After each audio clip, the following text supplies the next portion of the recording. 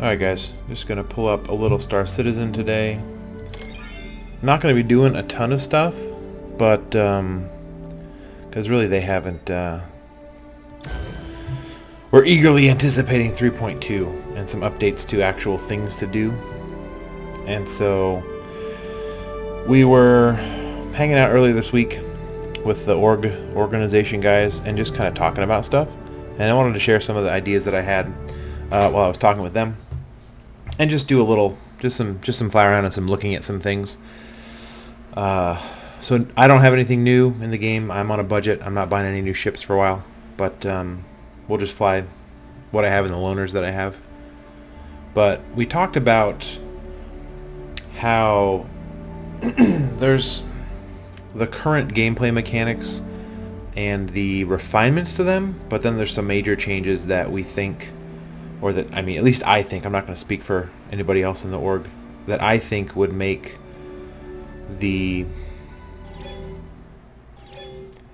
gameplay, especially on foot, which means your combat on the ground, your combat in settlements, and in like derelict vessels and pirate, I don't know, outposts and stuff, more entertaining because they would be less simulation-like and less like it is right now in Star Marine. Because Star Marine isn't bad. There's nothing wrong with Star Marine as it is right now. And of course, first time in Ozar. It's a little laggy to start. So how it is right now in Star Marine is you pick up your loadout. So there's light armor, medium armor, heavy armor. And depending on your armor, you can equip, you know, at least a main gun and a sidearm. The heavy set can equip 2 main guns and a sidearm. And then you can equip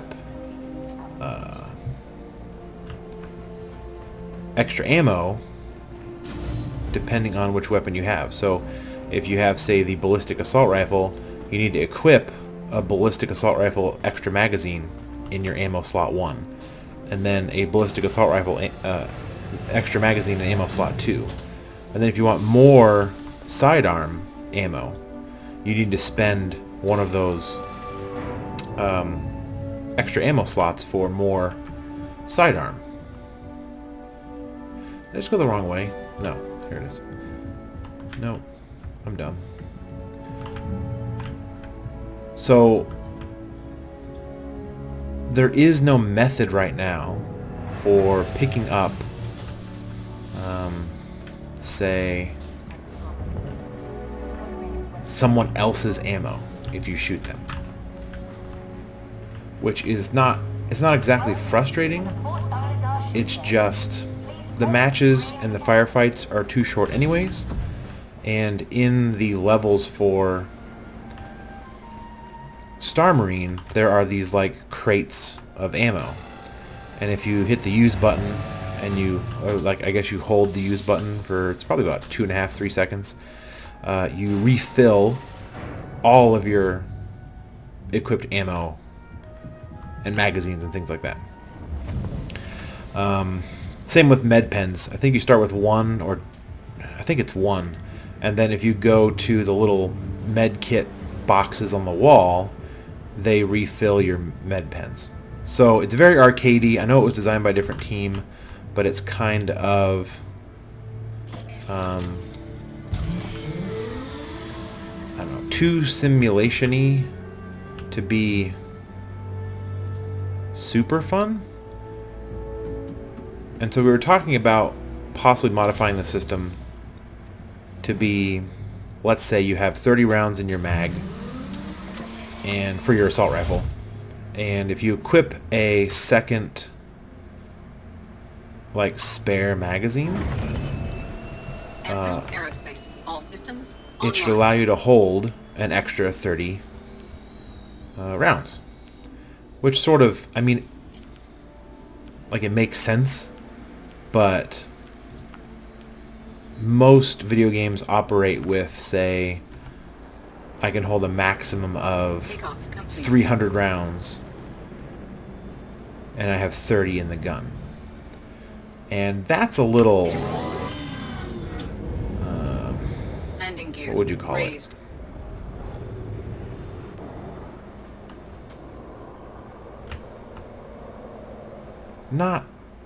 It's not Quantum drive is now impossible, because, I mean, you see in movies and stuff where people have backpacks full of, mag strapped here, mag strapped there, and I got 5 on the front of my plate carrier, and I've got 1 on each thigh, and, I mean, you could conceivably have quite a bit of spare ammo, but in the way this game works currently, you don't. You don't get a lot of spare ammo. But if it worked in a way where if I had 2 extra mags for my rifle, I'd have 30 in the gun. God, this freaking ass. I'd have 30 in the gun, and I'd have 60 spare, so I could hold 90 total rounds. Well, how about instead of like going to a downed enemy and quantum drive is now on. examining the body and taking the magazine and swapping it out with one of yours that's empty or whatever, you could pick up the ammo, examine, and take ammo, and it would just treat your 2 spare mags, as a pool. So if you equip 3 spare mags, your pool would go from 60 to 90. Is now off. So it's not like it's a huge drastic change to how the game currently works in its Quantum drive is now on. limitations of how much you can carry. It just makes it more smooth and fun. So you're not having to do inventory management like we're playing some sort of survival game, or I'm always reminded of the Resident Evil style. I have these squares of inventory space, and it might not be optimal to say hold only 4 extra rounds for my shotgun, because the square can only hold like 8 or 12 or whatever it is. But I don't know, it just seems like it would be more entertaining and more fun, and especially smoother in the single player, the Squadron 42, to not have to go into your menu every time you need to grab an extra magazine from somebody. But Quantum drive is just now just on. kind of what we were talking about. I guess the other main opinion would be to keep it as like simulation, or like Arma, where you could possibly do all sorts of things, where if you have 30 rounds in your mag and you shoot 26 rounds and then you reload, you're discarding those 4 rounds left. Or, in my opinion, even worse, is you're putting a mag with 4 rounds back in your inventory, and that way when you come across a full mag somewhere, you have to go in your inventory, drop the one with 4 in it, pick up the one with 30. I don't know, some people want that sort of sim thing, but if I'm going to be engaging in lots of gunplay in this game, whether it's taking a giant enemy ship, or going through a pirate station, or in the videos they showed before, like traversing the landscape and seeing this wrecked derelict ship that's full of scavengers and I got to fight them off, I'd kill myself if I had to go into my menu to switch out mags and things like that. It just, I don't know. But the other thing we talked about, because this is super engaging right now, just sitting at maximum thrust going to ArcCorp here, the thing we talked about as well is how they're going to implement quality of items and player skill to be the determining factors in how good you are at different jobs in the game. And there are tons of videos on YouTube about player skill versus avatar skill or character skill, where if I get better at playing the game in a certain way, that will have a cap or a plateau or a natural kind of peak until my character or my avatar gains imaginary, virtual, digital, whatever you want to call it, gains skill or increases its cap. And so then I have to learn how to use that new cap, whether it's in RPGs where you gain levels and you gain stats and you acquire new equipment, you acquire new, I don't know, spells and bonuses and things like that. Or in other games where you get better body armor and you can carry an extra grenade, or just newer weapons, better weapons, make your player more powerful. And so the ability to continually, or at least reliably, bounce back and forth between character improvement and raising your character's soft cap of what it can do, and the players, the actual human being, raising that person's ability to get better. For instance, if I was limited to just flying my old Aurora, I could master the Aurora and be as effective as possible with its armament and with its speed and with its, missile capacity, all that kind of stuff, with its shield regeneration rate. And I could be the #1 top Aurora pilot in Star Citizen and get my ass handed to me by everyone who flies a better ship, even if they're a worse player, a worse pilot than I am, because I've reached my player cap, but my avatar cap is very low. If that makes any sense to you guys. Again, there's plenty of videos on Reddit about that sort of thing. But we were talking about, as we coast into ArcCorp here at 1,200 meters per second, we were talking about ways that Star Citizen can affect or modify the character ability, the character cap, in a way that won't be game-breaking, that won't be abusive or abused, but also generates those mini milestones that keep you engaged. Because if my main goal is to get this giant-ass ship and be the captain of a fleet and do all sorts of cool stuff, that could take me, months or years in the PU.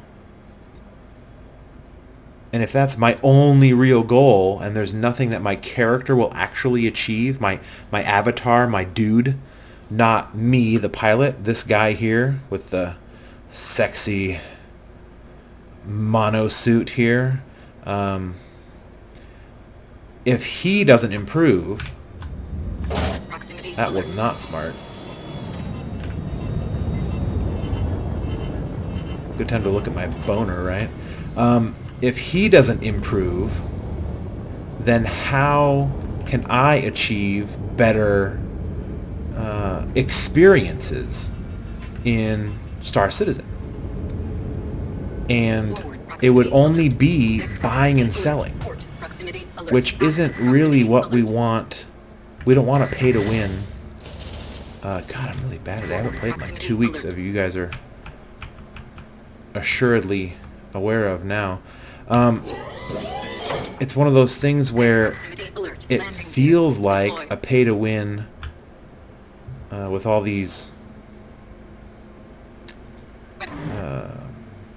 ship sales and all sorts of things, where it's not evident yet. It's not ironed out enough yet to definitively say that your progression will be do things, make money, buy a better ship, do bigger, better things in the new ship, make more money, buy a bigger, better, more betterer ship. That certainly has its merits, but then that means, let's say I'm already quite well off in the game, and my buddy joins, and I either give him money, because they're going to make player trading not only a part of the game, but crucial to like economy and quests and missions and things like that. Ooh, a little choppy tonight. But then I could just make his avatar that much better instantly, just by giving him money so he can buy more than just a starter ship. And so I just don't like that. I don't like that thought that it's purely going to be a currency-driven experience. And so what we talked about was things that you could do in the game that would give you passive benefits that weren't insane, that weren't game-breaking or paradigm-shifting, or you could equate it to other games in terms of classes or jobs or professions or whatever, where you're also not locked into it forever. But it both differentiates you from everyone, just Joe Schmo, but it also gives you an incentive to do great things and not die.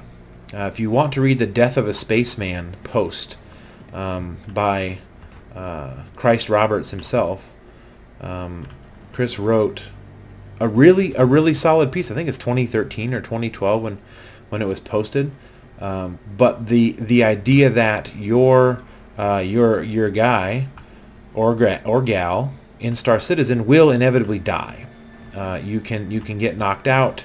You can eject from combat, and you can do all sorts of life-threatening things. But you'll either be rescued or resuscitated.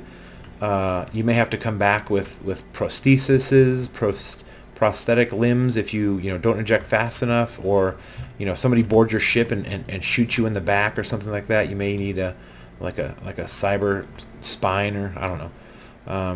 But eventually you won't come back, and your character will die, and all of your assets, everything that's properly stowed and stored and in a station or at an outpost or at some organization-owned facility that isn't just floating in space, those will all be bequeathed to your son or daughter or whoever's on the insurance paperwork, right? And so you'll wake up in a new bed with a new persona, and you won't lose your money that's in the bank. But if you had a cargo full of expensive stuff and you had a swanky ship with custom guns and all that kind of stuff, you would probably you'd lose that stuff. You wouldn't be able to just magically get it, but you could continue the legacy of your character or your lineage or your, whether it's a company or whatever it is you're thinking of as your role-playing element or your backstory or whatever it is. And I like that. I like the idea that we're not just throwing ourselves at a very unwise combat situation. I'm not just going to say, you know what, let's just go in guns blazing no matter what. Let's just decide to Landing gear raised. what would you call it? Be selective in our engagements and not throw our lives away, even though this is a space game, right? And so the thought is, give your character these minor but passive modifiers that you have to earn, right? You have to do something a certain amount of times or for a certain amount duration, or be successful or even fail at something X amount of times, and really understand the purpose or the reasoning behind those specific tasks, and then you're rewarded with something relatively minor. For instance, get yellow selected here. For instance, we were talking about being a combat medic, right? And so if you were, how bad is this wing screwed up? We'll go find out in better lighting. If you wanted to be a combat medic and you were going to say, when your squad, your guys go down to raid an enemy base or stop some pirates or whatever, and you go out on foot and you decide that you're gonna revive and heal your buddies instead of packing the biggest guns and going in first. Well, instead of just getting a thumbs up or a pat on the back or whatever from your buddies saying, hey, thanks for making sure we didn't die, why not, if you heal other other players on the brink of death, or you revive X number of times, or some sort of trackable milestone, some may call it an achievement, then you should be rewarded for your dedication in a way that gives you a slight bonus. For instance, let's say we want to modify the number of med pens that someone can carry. That seems to be, I mean, to me at least, that seems to be a very medic-centric way of doing things. So you can normally, I think you can normally carry 3 med pens and 3 oxygen pens. So we were talking about, what if you want to be a like 1 bonus med pen is not bad at all. That's actually pretty solid. If we're talking about, I'm on the back side of yellow, aren't I? If we're talking about being a medic, like a legit medic, like not just a CPR certified lifeguard at the the pool on Port Olisar or whatever, you'd want to be not a guns a-blazing, heavy weapons guy, but you could say trade your primary weapon for a backpack that lets you hold 10 med pens and 10 oxy pens, right? Or, I don't know, like, I'm just trying to think of something that it wouldn't be a clash, you wouldn't be locked into it, but you also wouldn't be just another guy with a gun, a sidearm, and his own personal med pens, maybe 1 to spare. You'll be like the medic guy. So you'll have increased potential to heal your teammates, and they'll have an increased reason to keep you alive. For instance, you could say, you know what, I'm going to have my main weapon. Ooh, that looks really cool. My main primary rifle or shotgun or sniper rifle or whatever, but I want to sacrifice, because we have to be balanced, I'm going to sacrifice my sidearm or, say, my grenades to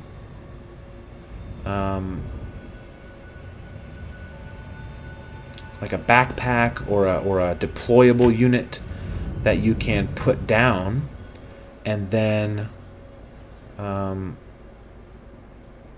someone else can, say, refill their ammo with of course limited potential, limited resource, limited ammo, limited extra whatever, grenades or whatever it is. So for instance, you have your rifle and your 2 or 3 mags, but if you were to kneel or crouch or deploy your special backpack thing, you could let your buddies refill up to, say, X number of units, or it just depends on what type of measurements they decide to put in for how much a single person can carry in terms of ammo. But the idea that you'd have a guy that is responsible for keeping the team stocked when you go explore a cave or a derelict vessel or an asteroid mining station that was supposedly overrun with evil robots or whatever, instead of having to run back to the ship or back to some sort of supply system, it's on the guy, and the only thing he sacrifices are a secondary weapon, maybe a primary weapon, some other slots, some other grenades, things like that, to be more of a job or a role to play. And that was primarily my idea in our little conversation. It got mixed reviews. I'm not I went to school for game design and then dropped out, so don't blame me for any of that. But the other side of it was, what are some things you could do to get other passive just bonuses, right? We talked about food. If you are playing a game with any sort of role-playing elements, generally if you eat a food item, you get something. You get a buff, you get healed, you get faster stamina regeneration, you get +2 strength. You know, I mean, you've probably seen all sorts of iterations of this. But let's say we have a bigger ship, or we have an outpost, or we've rented space on a station somewhere, and my character has purchased the required materials, whatever they are, and can make food using the facilities on board. We were playing around in somebody's reclaimer, and it's got like a little kitchen dining area thing in there, and you could imagine someone just stocking a fridge full of, you know, Big Benny's to go containers. Or if somebody made food, you should get a small bonus, something like heart rate increases 5% slower and decreases 5% faster. So when you guys go out on a mission and you're running around and sprinting and jumping and sliding, all that kind of stuff, you don't get as tired because you had a good meal. Or, you know, whatever, different specifics like that. And then as you acquired better equipment and a better galley and whatever, better chef's tools, I don't know, whatever, you could get slight bonuses even better than just the standard meal you could order at a cafe on station. That would be less attached to the character and more attached to the task, where you have to have somebody who's good at the cooking thing to make better food. And then that would be a valued member of the team, or the expedition, or the, you know, whatever. Other things like to apply in combat. Let's say you destroy 5 or 10 whatever pirates or enemies or, you know, targets in a ship in space, while your shields are down, and then you get a passive +3% to shield regeneration speed. Something that makes you different, and by you I mean your avatar. It makes your avatar different than other avatars, and also increases your re-entry. It increases your avatar skill cap. How good can your character be? Well, if you've acquired some of these passive bonuses, then your avatar can be better.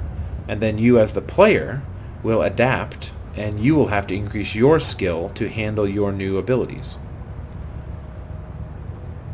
That also ties into what we talked about with progression in terms of ships, right? So let's say I start out with I think this I'm not a dogfighter, I'm not a fighter pilot. You saw me crash into the other moon.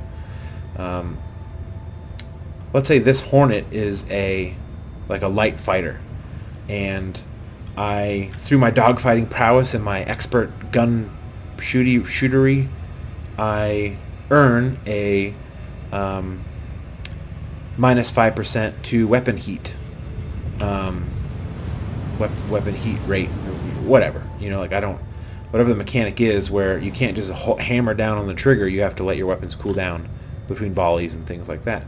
Well, mastering the guns of this ship, I have achieved a cooldown rate that is better than a character, an avatar that was literally born yesterday. Someone who made an account yesterday and joined the game and has just baseline stats. Then if I graduate to a bigger, better ship, right? Let's say I get a heavy fighter, or I get some sort of crazy, batshit crazy super fighter. Am I literally falling out of the sky?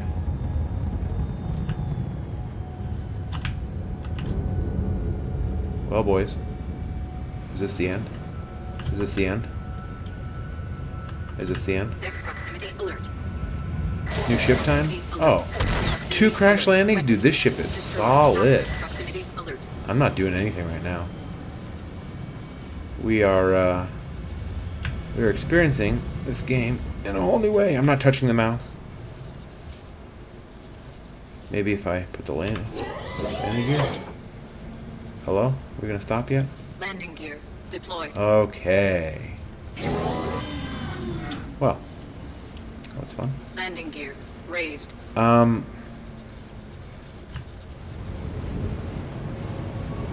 my train of thought there. So if I am, we are way low. If I am maturing my character, I'm maturing my avatar, and I'm doing things that my avatar can prove their worth, can prove their effectiveness, and be rewarded for. Again, with keeping in mind Death of a Spaceman, my character is going to die. It's not like an MMO in other, sci-fi or fantasy where I unlocked, plus 10% health regeneration or whatever, and I always have that forever. Once this character dies, my new character will have the achievements of my old character in their history books or in their family, whatever. But in terms of that readout is awful. In terms of what that character can do and has bonuses for, not existent anymore. You're gonna have to earn your own way, and I like that for balancing, for everything, for those who are into role play, like a lineage sort of thing, or like if you're running an empire and it's handed down to the next person. It seems to me like a very rich, but not too invasive or game-breaking or heavy-handed to... That wing is legit gone. Heavy-handed to new players, or too much of a barrier so that old players are in some sort of league of their own. I just think it feels like it could be made and tweaked to be really, really satisfying. To be able to say, hey, you know what? I mastered mining in this starter mining ship, and I scanned down all these ore deposits, and I did all sorts of things where I was able to prove that I'm good at mining. And then as my character got wealthier and wealthier, I bought a bigger, better mining ship. And suddenly that, minus 10 or minus 5% to mining laser overheat rate with these giant super mining lasers, it's actually like a noticeable impact. 5% now means a whole lot more than it used to. So it would grow with the character's, I guess with the growth rate or the growth style that Star Citizen has already established in terms of buying better stuff. I don't know. It would also play into the economy.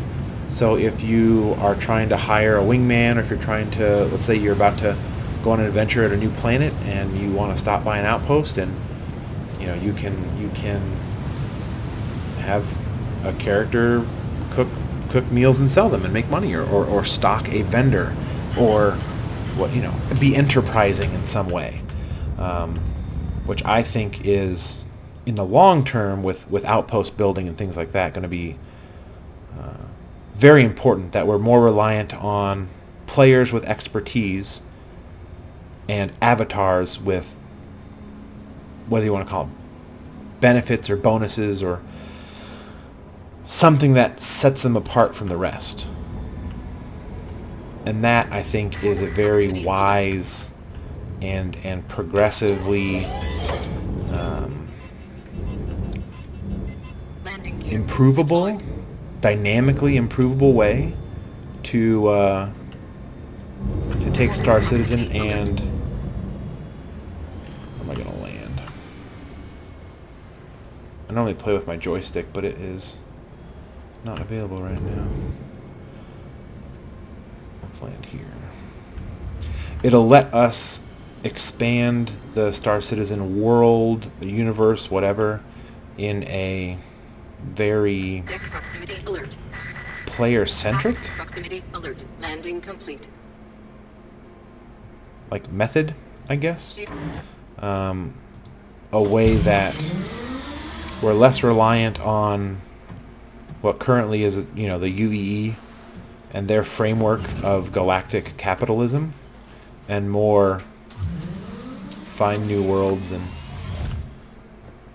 make it on our own, be better. Well, that's still, we're still an alpha, guys. I mean, it's kind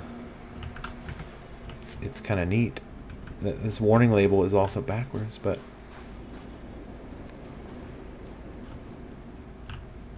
so I'm guessing this is the mirrored side. But it is not attached. No wing. Do not obstruct. Let's go look at the other one.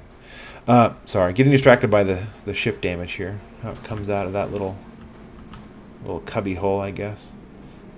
Hey, look. Warning. Thrust, impulse. Cute. The way that we can, I don't know, own it, I guess, and be interesting as a player, but also interesting as a character. Then, like I said before, it puts weight.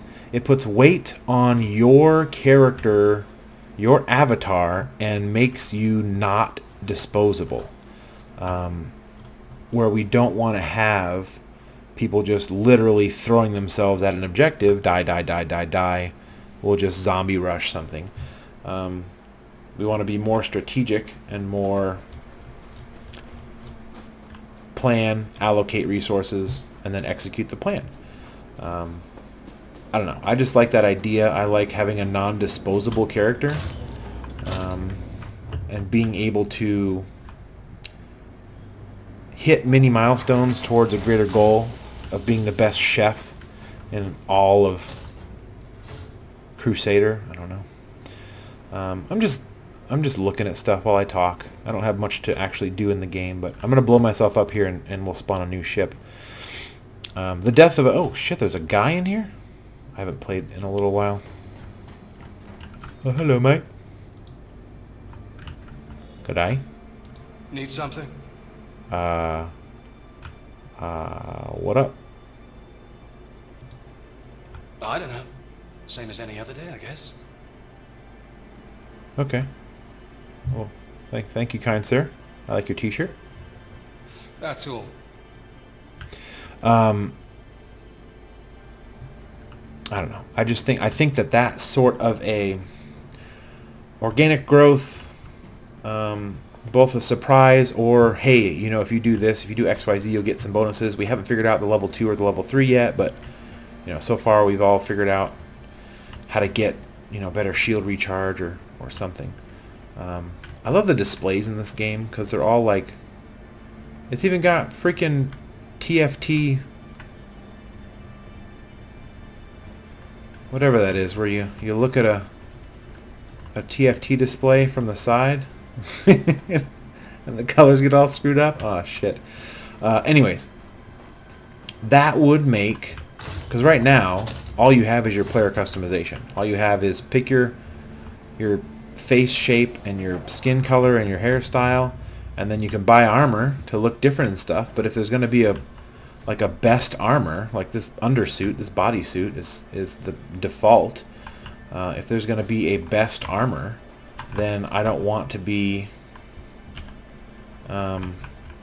in something puny and weak like this, and it's going to be a min-max scenario, right? But if our characters can be customized to a certain extent with bonuses, traits, nothing killer, not like I'm going to go to a class selection screen and pick sniper. But if I get, you know, X number of headshots beyond 300 yards, who's to say that doesn't unlock, you know, minus 2.5% weapon sway when scoped in? Something All like that. systems online. Let's go die. Get a different ship. Landing gear raised. But just, you know, that kind of idea that we are in alpha stage. There's some stuff that is definitely being planned and not revealed, but then there's other stuff that is painfully not the final version, or even a preliminary of the final version, you know? Like, not even close. So now we're going to get ourselves dead. Death of a Spaceman does not exist in the game currently. It is a write-up, and I will post a link in the description. It's a great little read with Chris Roberts' heart on making your character something you take pride in, but also not Forward proximity not being alert. too... Oh, come on, can I please die? Port I proximity want to alert. die. Starboard proximity alert. No, no dying yet? Alright, fine. Try it again.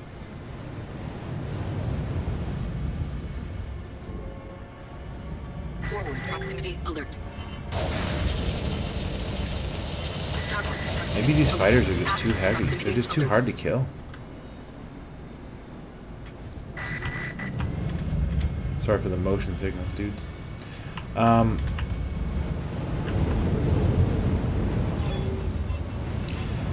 It's just I want it to be engaging on many levels. I want it to be more than just... Oh, that didn't do anything. Oh, that's sad. Oh, come on. Back me out. Out of the rubble. Port proximity alert. If you ever want to play... Alert. Weapon system destroyed. Oh, cool. I'm losing parts. We're making it, guys. We're getting there. We're getting there. We're getting there. Forward proximity alert. My controls are still... For not having wings, I mean, I can still do this, which is kind of... I don't know, interesting.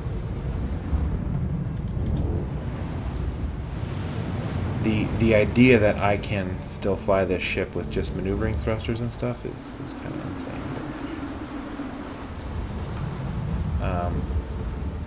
I don't know. I want it to succeed. I want it to be engaging for literally anyone who wants to be a space person. Oh my God, come on. Can a man just explode, please? Like, can I just...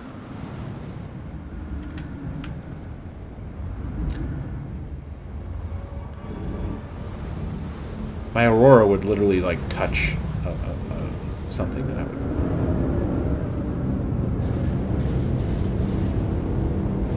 explode into a bajillion pieces. Alright. We'll go somewhere. We'll go somewhere and we'll crash into something that's not an atmosphere.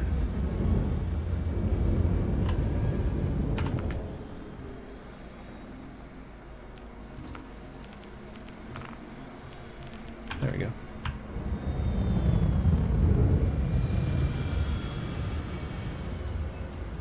Did I go the wrong way? Is it through the planet? God damn it. I always do this. Let's not go there.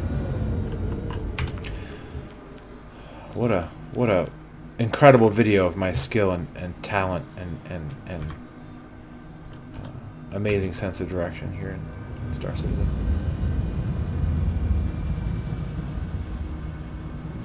What are these? No. I don't want to go into space. Sorry, rambling. I don't have a script. I'm not a professional at this. But just thinking about the ways that are relatively minor. You know, it's all, you know, it's not game systems. It's just modifiers and things that you can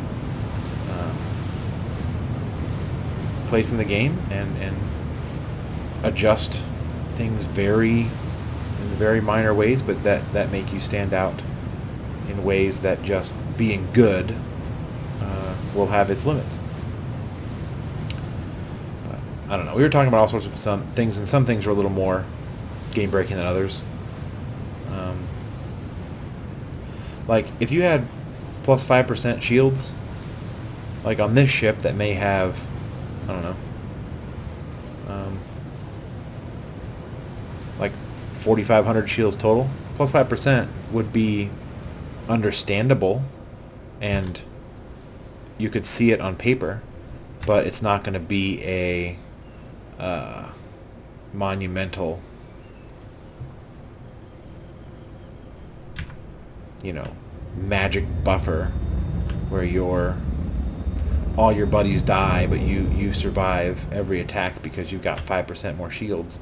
But if you're flying Quantum drive is now on. a huge ass ship, and now you've got plus 5% on 85,000 shields.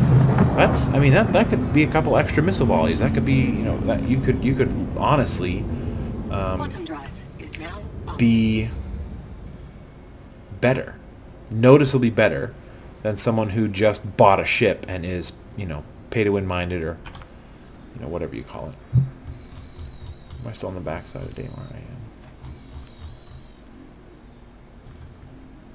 am. So it's just the thought that Quantum drive growth can be is now beyond on. earning and buying a better ship, but it could be earning and achieving and acquiring, getting, whatever, better stats, better Quantum drive is now on. passive skills, things of that nature. I'm on the correct side. I'm on the bottom side of Daymar. Good. That should mean I can warp to this comm array and crash directly into it.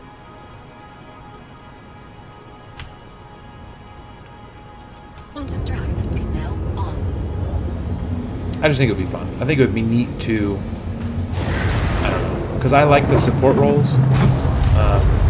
Sorry if you're looking forward to me being like the super ace pilot, or the clean-shaven, incredibly handsome master gunner Halo guy. Quantum drive is Oh now God. on. Mouse and keyboard. I don't know. I want to be able to support one of the ships that you guys will see soon, but not like 2018 soon. Sorry, spoiler. Is my Vulcan. I bought an Aegis Vulcan, which is a please kill me. Forward proximity Please, alert. please, please. Port proximity alert. I'm in the station. I'm in the station. Hello? Hello? Someone help me. Chris Roberts, help me. Maximum thrust. Maximum afterburner. Proximity alert. Port proximity alert. Oh, I'm out. Let's try it again.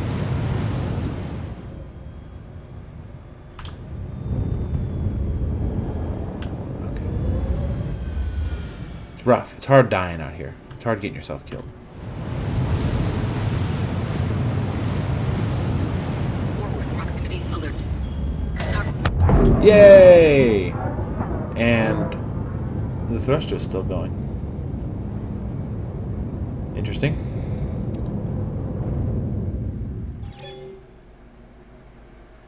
So, if Death of a Spaceman was real, this would be like, hey man, we barely found you. You were pretty beat up. You crashed into a space station.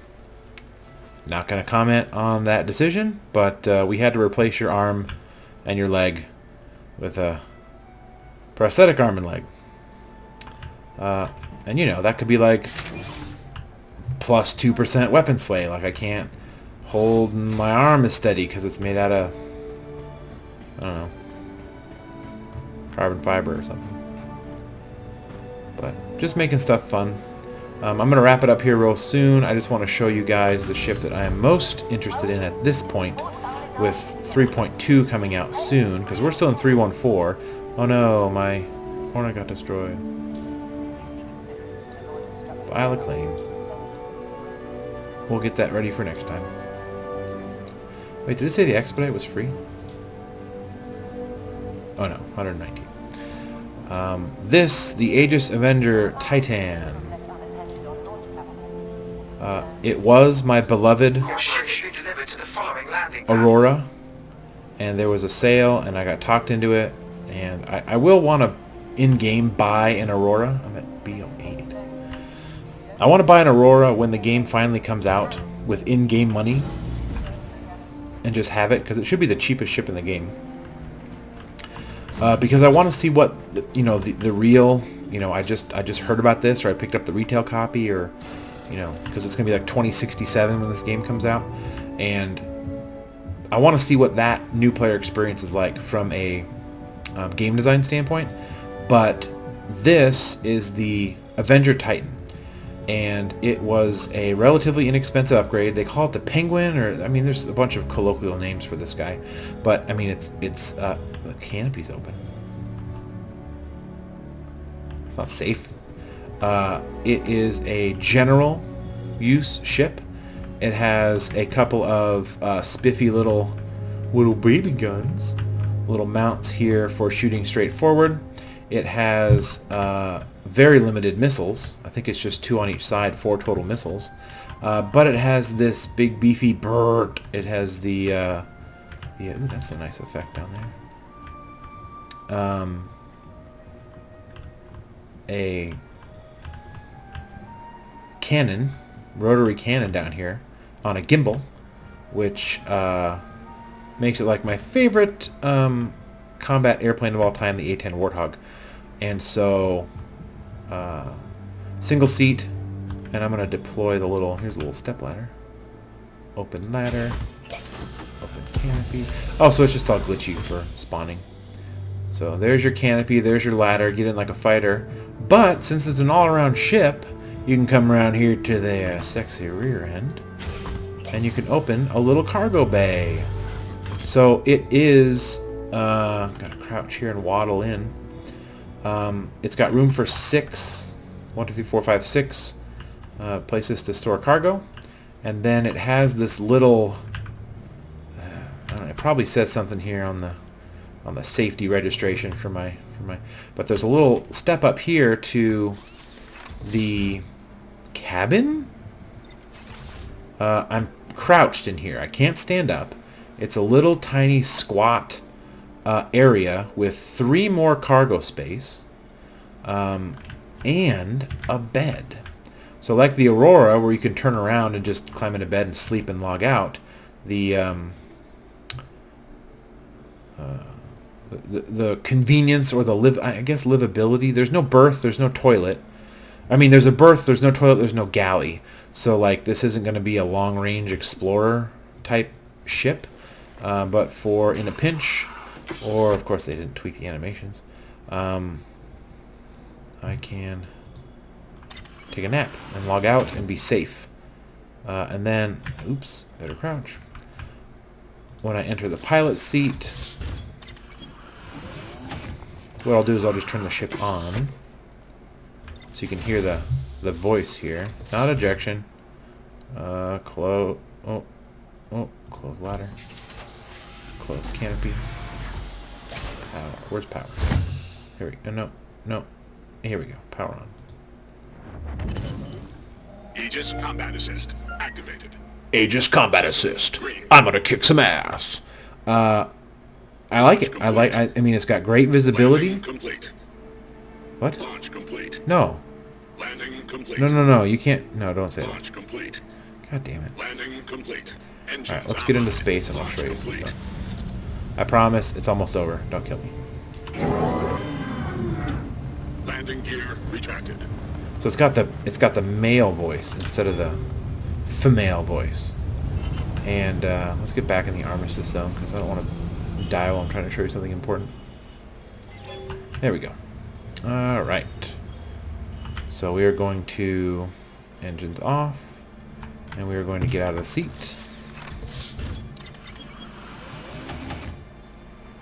And now we have this neat little light. We can read a book.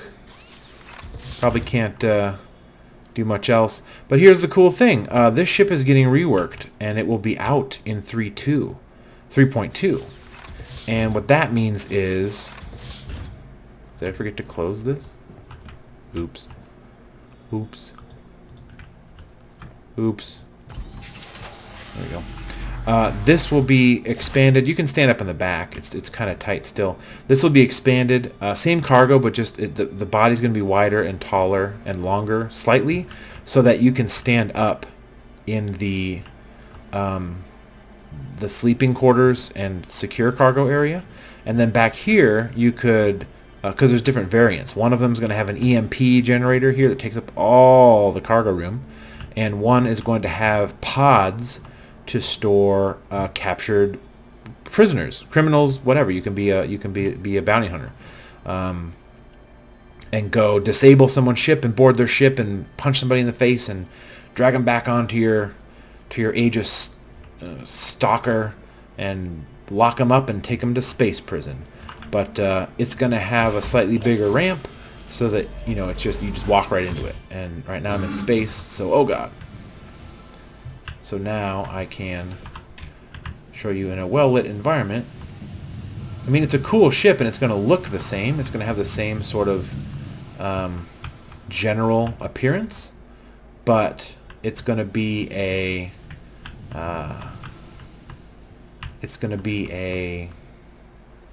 bigger, better, beefier, just up above starter ship level.